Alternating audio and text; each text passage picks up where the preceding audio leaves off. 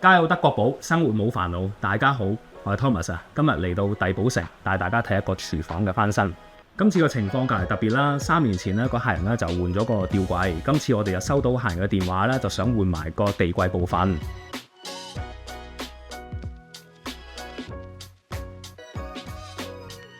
咁我哋先睇睇個地櫃而家嘅安裝嘅情況係咪我哋公司嘅家貨標準啦。咁最後啦，我哋再睇睇3年前嘅吊櫃而家嘅情況係咩啦。個外表 OK 嘅，冇問題嘅。咁我哋再睇下啲五金啦、開合啊順唔順啦，個緩衝啦都係冇問題嘅。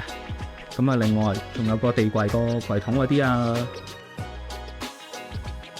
咁啊跟住去到啲全部門鉸啊，仲有啲門鉸嘅高低啊，又搞得靚唔靚啊，咁全部都合格嘅。咁去到最後啦，咁啊 check 下台面啦。咁你今次咧個客人咧就用咗無縫石啦，個前裙咧有好多做法嘅。咁而家呢一個咧前擋水咧就係其中一個做法啦。好處就係用無縫石做咧，呢個位置係唔會有駁口嘅。咁同埋啲水啦，我用水嘅時候，啲水就算濺出嚟咧都唔會滴濕個地下。咁好啦，我哋最尾啦就 check 舊底個客嘅吊櫃嘅情況啦。咁有冇啲咩要我哋再跟進嘅？個使用情況都好，仲係好新淨喎。啲門鉸啊，全部都係冇問題。如果想知道更加多家居上嘅建議或者設計，可以繼續留意住我哋嘅 channel。German Pool